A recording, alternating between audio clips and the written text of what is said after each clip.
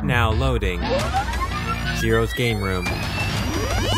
Welcome to Zero's Game Room, where all things gaming takes place. Interviews, discussions, and the latest gaming news. So take a seat, get comfortable, adjust your headset, because it's game time. Here's your host, Zero. Yeah, waka waka waka, yeah, welcome back to Zero's Game Room. Talk about games all the time. We got Castle Crasher to the Switch, maybe. We got DMC 5 and Inside Xbox. Woo! Oh, damn! That was straight fire. Welcome to Zero's Game Room. See, y'all didn't know, Onpred, I'm the host, Zero, and my co-host, Onpred. Hi. He's a lot more talented than y'all probably understand. But welcome into Zero's Game Room. Get comfortable, adjust your headset, do all the shenanigans. We've got a lot to talk about today. He basically ran down what we're going to talk about today. We could lead off with, basically on Twitter recently, Castle Crashers might be coming to the Nintendo Switch. The reason I say that is because the company Behemoth, they're very, very iconic in the Steam world. They have games like Battle Block Theater, Castle Crashers, and a plethora of other games. But on their Twitter account, on Behemoth's official Twitter account, they tweeted out a picture depicting 4 Joy-Cons: green, blue, red, and orange.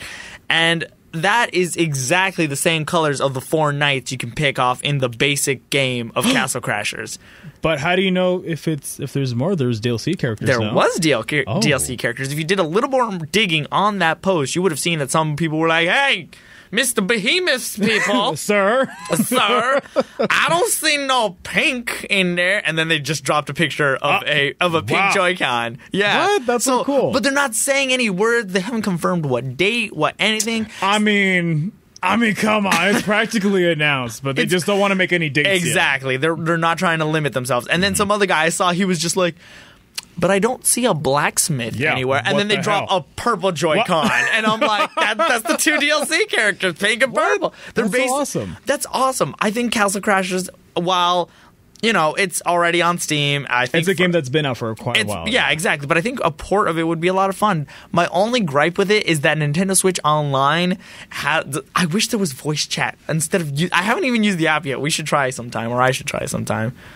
I forgot I set the timer. It's fine. See, we have a timer. That's how we keep track of our show. But don't worry, I got our timer. See, I come prepared. But I never used the app because, you have to get an external headset to connect to the phone, which with a weird iPhone dongle that they probably thought Apple was amazing at, and then you connect it to the Switch, and then it's like, why would I even do that if I could just do Discord or anything like that? Else? Yeah, I think we should just use Discord. If you get Castle Crashers, because I plan on getting Castle Crashers. Buddy, can we play? Yeah, of course, dude. Get your online together because you don't have $20, dude. It's $20 for a year. We can't play Smash without it. That's like me. But I can go to Applebee's. I can treat you. The 2 for $20. Oh, buddy, I love the 2 for $20. Me too. But let's jump down. I feel like I talked way too much in the last episode. Do you want to add something? Go ahead. Quick thing though. Yeah, you might have forgotten, but Persona 5, your favorite game of all time. The Persona franchise. The Persona franchise. They say that this month it's going to come out with a new game. Well, we don't know really. They just said Persona 5 R. We don't know what that is. Which I hope it's racing, but it's probably remastered. So dumb. That would be so dumb. But why would you remaster it? It came out for PS3 and PS4. What are you going to remaster it to? Exactly. PC. Joker on PC, just like the Master Chief Collection. That's a good segue. Well, before we jump into that is, if, and this is a question, I feel like I know the answer. If Persona came to PC, would you play it? Hell no. I'm not interested in it. Okay, I thought I'd at least give it a shot. I would. Would you really? I would give 5 a try. Okay, if I bought it for you on PC. Exactly. Anywho, that was a good segue though, because it is coming. Something else is coming to PC. Take it on, Brad. This is all yours. So, spotlight's on you, baby. Oh, dude, put it on me. So basically, what happened is that Xbox had its own mini direct that was happening, which was the day after Women's Day, and you can tell that they were in the theme of promoting women in their work environment because they had a lot of female hosts there. So one of the things that was majorly announced, which I'm so happy because I love this franchise. I think it was going down the deep end recent years, but now they're releasing the Halo Master Chief Edition for the PC. And the best part is that it's not using the Microsoft store that they're not using. It's not on Epic Games. Nope. It's on the Steam store, which everybody, oh my god, I love that. See, I don't understand why. Explain to me why this is such a big deal that it's coming to Steam instead of anything at other service. Because again, I'm not the PC gamer here. You are. So basically, what happens is that the Microsoft Center store. No. What's so bad about it? It's not. It's its own separate service, right? Yeah. Okay. So it's kind of like Origin. It's kind of like when you went to go trying to get Apex Legends, you have to go to that store if you have PC. But with Steam, it's so much convenient because it's more consumer friendly. While I think having competition like the Epic Game Store is great because if there's competition, it's beneficial for the consumer in the long run. And I'm getting very businessy, but no, it's fine by all means. Yeah, I know. Yeah, we're obviously we don't try to get too political here, but business is fine. It's totally fine. So I think as a consumer of the PC market, Steam is the perfect store for me because it's more consumer friendly, and I really liked how they're not pushing their own marketplace to say, hey, if you really want to play these games, you have to play on our Steam page. I mean, not our Steam page, our store page, also with our servers, also with how we download speeds to get you the data. You don't got to deal with any of that because it's going straight to Steam. But one of the major reasons that I like this so much is because it's going to be remastered, and I think that this is going to ignite a new love for Halo because for me, I grew up with Halo 1, 2, 3, ODST, and Breach and all that good stuff, but Halo 4 and Halo 5, when it was taken over by 343i Studios, I lost a lot of love for it. I really, really didn't like it. So when it's coming over to PC and it's bringing that lost generation of Halo fans that kind of grew old now, they're kind of on PC, and that's when it's coming back, and it's like, damn, dude, I can finally relive those summers when I was just a kid, just having a good time playing Halo 3, Halo 2 online, and just it feels good, man. No, it That's really does. Really and I didn't grow up with an Xbox 360. You did, but a buddy of mine. Oh wow! I didn't even grow up. Yeah. I grew up not having a lot of money and stuff. So my main. No, I didn't have a lot of money growing up. I'm not a rich person, but even an Xbox 360 was too rich for my blood. So my main console growing up was the PS2, and I carried that through all my life up until maybe a couple years ago when I finally decided to. It's probably 3-4 years now.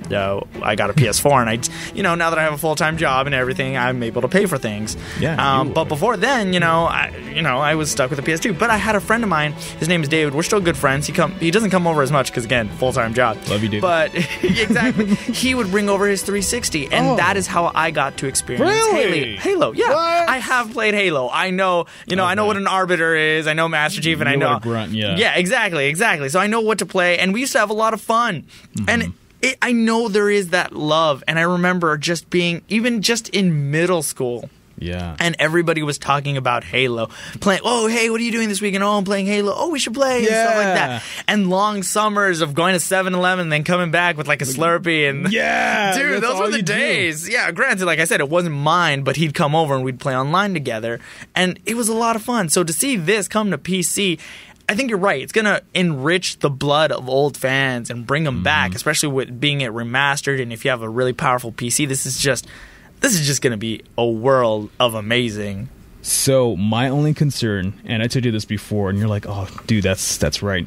If they get greedy on this, and I'm not saying that, pricing this at a high price is wrong, but if they try to do what I'm thinking that they might do, and I hope not, if the Master Chief Collection... I know you guys can't see me, so I'm going to try to, I'm going to try to use it in my hands. Use your hands to explain it, and maybe it'll just come out in words. Yes. So basically, if the Master Chief Collection Edition is an umbrella of kind of like a service that you buy, just for one low down of $60, that's all you pay, and if that's what you get for the whole collection, I would definitely buy it. I would definitely buy it hands down.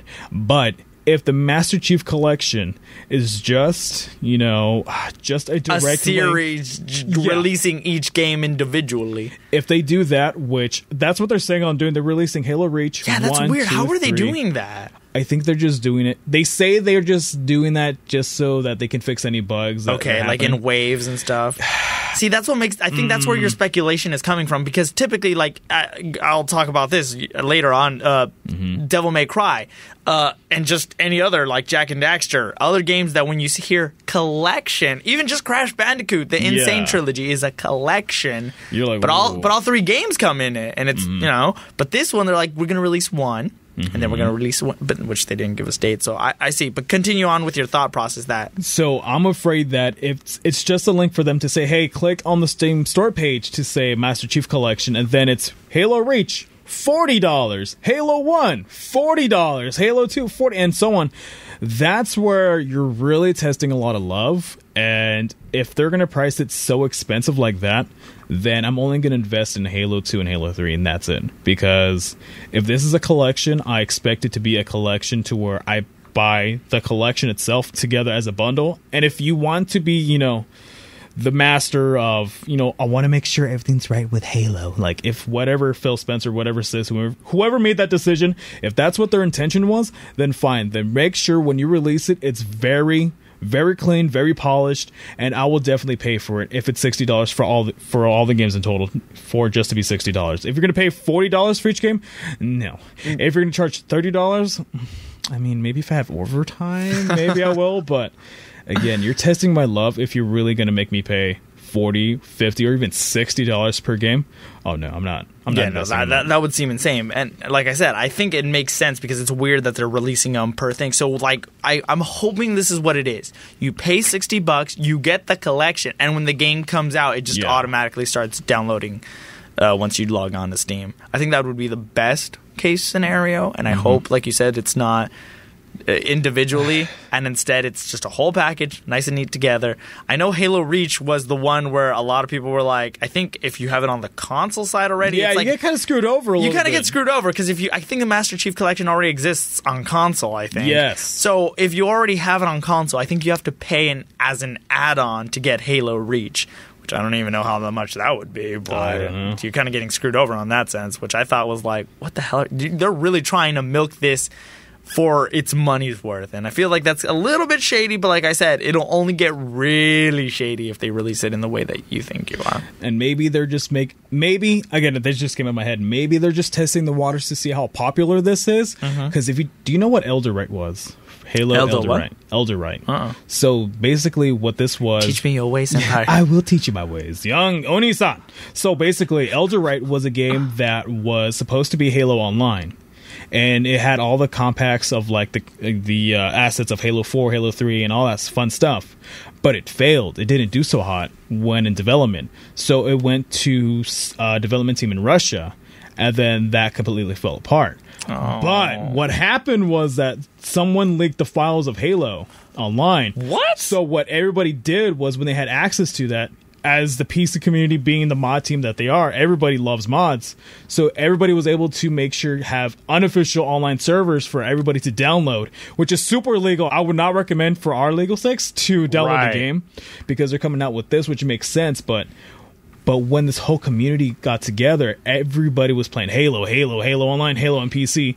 I think that's when they're like, hey, like, we got to take that down for, our legal rights. But hey, there's an interest in the PC market, and a lot of the fans were saying, hey, bring this to PC, but maybe they thought that was a minority. So them seeing Elder Right coming hot, be like, oh crap, there's money to be made, and there's a community that will love this. So I think maybe they're just testing the waters with Reach and one at a time, and to see, hey, do we put, like, I guess I'm making a number, do we put 50 developers one at a time, or just 5 developers at a time working on the game? So that's what I think. But next news, though. Well, I mean, is there anything else you want to cover about Inside Xbox? Because on the same track of Halo Master Chief Collection, they talked a little bit more about Halo Infinite, and they'll probably just know more about it when it comes to E3. They also talked about Project xCloud, which you'll be able to stream your games on mobile devices. Ooh. Which the footage on there looked really fake when the lady was... it's like they just played a YouTube video. Yeah, they really did. It was just like, wow, that looks... Wow, that looks great that you're watching a video with a controller attached to it. Yeah, and they never once brought up the Nintendo Switch.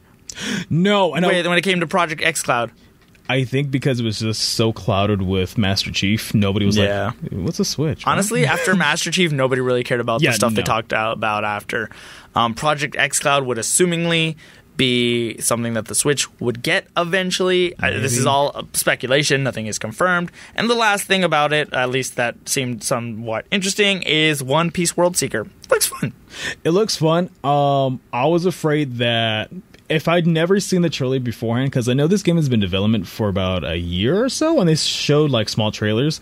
If I've never seen any of those things, because right now it releases the day the game is being released the day that we're recording. Yeah. If this game was the only time that I saw it like being a trailer for, I'll be very skeptical because I thought it's going to pull an Atlas, not the game company that not you the love. game company Atlas that has created Persona, but the game Atlas, and you don't want them to mess this game up. No. You know, it looks nice. I don't know. Again. And then they also talked about Final Fantasy, but again, you really don't play Final Fantasy on Xbox. But it's a nice. But tell me what you can play on the Xbox though right now. You can play a lot of things, like DMC 5. Well, I don't have an Xbox, but yeah, you can play DMC 5. Wait, is it on Xbox? I don't even. Yeah, it is. Yeah. It is. It is. Mm-hmm. So yeah, DMC 5. Oh! Yay! This game is great. I'm gonna just start off with that, and we might go a little bit over because I'm having way too much fun with this game. Okay, look, I know this is a Capcom game, and I'm getting very much the vibes of Resident Evil 2, not in like the creepiness factor or anything, just this art style, and it is so my gosh, the action. This game has definitely quenched my thirst for like a hack and slash, and honestly, at this point, I'm thinking about it. I think in the next week or so, I'm gonna go out and buy the DMC collection for PS4 1, 2, 3, and then I'm gonna buy DMC 4 separately. And I just want to dive in. This is the next series I just want to dive headfirst in because oh my gosh, it's so much fun. Okay, and no, I'm not talking about that dumb remake reboot with the young kid, edgy, whatever the frick his name was, Dante, and made fun of Dante. So in this game, you take control over of there's three characters you play as. You play as Nero, which we know Nero from Devil May Cry 4. Yes. Dante is original badass Dante, and we have a new character named V. Actually, I don't think V has been in any of the games, but the cool thing is, the game starts off, and Nero, he's missing his devil bringer arm because I think it's his left arm has like a devil bringer, and it's just a devil's arm, and some hooded figure comes and just rips it off him. It's gruesome, and he's just bleeding everywhere. And so Nico, this really hot chick, builds like these mechanical arms for Nero. So he has this like new devil breaker thing, and because it was called the Devil Bringer, these are Devil Breakers because you can each arm does something different. Like there's a rocket arm, so at one point if you finish a combo, he shoots the rocket and it continually hits the enemy over and over again. There's one that has like a force pump thing. There's one that has like it brings a character in closer. One of them is a drill. In combination with Nero's Red Queen sword and his gun Blue Rose. So holy crap, it is so awesome to play as Nero. The music, the battle theme, his is the best. I'll probably be playing it, Mr. Editor guy, which is me. Make sure to put that in because it's so good. Yeah. Now moving on to the next character, V. He looks like our friend Grayson. Yeah, you showed me. I was like, Grayson, who's this? What is he doing in the game? So the V plays very differently from Nero. Again, I'm not going to talk any spoilers. Eventually, I do want to do a review of this game. There will be spoilers in that. I'm just talking about the characters. V uses these shadows. He has like a panther creature. He has a griffin, which is the bird, and he has Nightmare, which is this Goliath rock monsters. So by pressing a certain button, you're attacking with the panther thing. With square, well, I have it set to X to be the panther because I'm playing this on PS4. Square to be the griffin, which is the bird attacking. And if you fill up your devil meter, you can summon the Nightmare, this Goliath monster. V himself doesn't attack. He just does the finishing blow. So your monsters beat him up, and then you go in and just stab him with your cane and just rip him apart to shreds.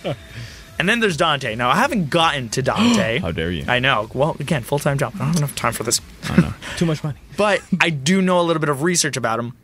I did a little bit of research. He is probably the most complex character. You thought Nero is pretty basic. but he's very powerful with his combos, and you can upgrade abilities and you can buy more abilities. So he starts off as just being able to hack and slash, and you can combo him with your gun and your devil breaker. Yeah. But later on, you can upgrade to carry more devil breakers because you can carry more. Because at one point, you can actually point down. If your thing is about to break, you can just point it down and it explodes. Doesn't hurt you, but hurts enemies around you. You just reload a new arm on. Cool. So right now I'm carrying like 4, and it's just so great. Nero is probably the best right now for me because he's a lot of fun, but watch when I get to Dante. V, like I said, it's different where you're playing more defensively. Dante, he has 4 battle mechanics that you can switch on and off to at any point in time. It's Royal Guard, which basically makes Dante guard more attacks more easily, but he does a lot less damage. The Trickster, which makes him very fast, quick. Bah, bah, bah, bah, bah. Yeah. Swordsman, which he literally starts just twirling around his sword and just slashing. He does crazy stuff. And the other one is Gunslinger, where he's basically like, what are those things called? Like nunchucks? He nunchucks his guns around his body, and he's just shooting stuff like bam, bam, bam, bam, bam. And I'm like, this game is so goddamn awesome! So he's better than Bayonetta? Dude. Okay, first of all, Bayonetta is a lot of fun. I played Bayonetta 2. Didn't play Bayonetta 1. It's a lot of fun. Don't get me wrong. But, man, dude, playing as Nero. Ooh. That's where the juice is. And fun, quick plug-in. Check out our YouTube channel, Zero's Game Room, because like I said, OnPred is handling all that, and he's putting up gameplay. I was actually able to get some gameplay of using V from Devil May Cry 5. And eventually, when I do the review for this, I will be using footage from that clip and other footage to put this whole review together. And it will also go up on Zero's Game Room, the YouTube channel. I don't think I'm going to... I might do a verbal version. I know I might just take the cue there and just show it, whatever. We'll see how that goes apart. But yeah, please do yourself a favor. Buy Devil May Cry 5. It is so stinking good. I have 2 questions for you. So far. What do you think about the microtransactions in Devil May Cry? I am not worried about it one bit. I'm not going to lie to you. I was very worried about it, and I thought this was going to ruin it. Nothing I've ran into has needed microtransactions at all. Wow, okay. Not one bit. Any microtransactions are like cosmetic stuff. And okay, it's cosmetic and physical because you can buy... Well, if you bought the deluxe, which I didn't buy the deluxe and I now regret, one of the Devil Breaker arms thing is Mega Man's Mega Buster. What? That's so cool. I know, that's so weird. And I didn't know until I started doing research because guess what, guys? We do research on this stuff, and now I'm sad that I didn't get the deluxe. But I think you can buy it separately. So what are your thoughts about Capcom so far? Capcom, you're doing great things. I don't know what's going on with Capcom. I'm not sure. I mean, Mega Man 11 came out last year. I thought it was a great game. There was mixed emotions, but I think for the most part it got positive reviews. Yeah. Resident Evil 2 kicked it out of the park, man. That was just home run, straight fire good. And then DMC 5 comes out, and I'm like, how'd you guys step it up even more? Capcom. Like, what are they doing that's so different than what they like? Do they care now? They're putting a lot of love. Like I said, like the microtransactions is literally more for like fan service. The game itself. That's not bad though. No, it's not. Yeah. It's like, hey, do you want a Devil Bringer or Breaker that has Mega Man's arm and it does things? Here you go. But if you don't, you could still play the game. And the online, it's got online. Like you log in and you get some stuff for free. It's weird. It's multiplayer, but it's not multiplayer at all. So basically the way online works, and like I said, we were going to go over, but I hope I don't go much over. There's certain parts in the game where you're fighting, because in certain stages you get to choose who you play as, Dante, Nero, or V. If you select V for one mission, well, you could have also picked Dante. Each character has a different route in that same stage. So, like, let's say I pick Dante. He might go up the mountain on this place. I'm just making a hypothetical here. If you picked V, he might go through an alleyway. Well, let's say I'm playing as V, and somebody else is online playing that same level as Dante. I can see them from a distance, and I could see all the cool stuff that they're doing. It's weird. And you can rate each other how you think each person did. Yeah, you can just rate each other. That's so cool. Yeah, I know. It's weird. It's so dumb, but it's so like that's kind of neat. Yeah. I can see what you're doing. And you can learn stuff. And you can even put a filter on where you won't be matched with anybody who's ahead of you to the point where like they might have an overpowered weapon that you're not supposed to have yet. And I have that on. So I would just see people who are around the same place that I'm playing with a wooden sword. Yeah. Well, it's not a wooden sword. It's a badass sword. But anywho, this episode has gone long enough. DMC 5, get it. Castle Crashers may be coming to Switch, almost but confirmed at this point. And I'm pretty excited for the Master Chief Collection. Halo on Smash. Chief on Smash. Doesn't happen. I'm going to cry.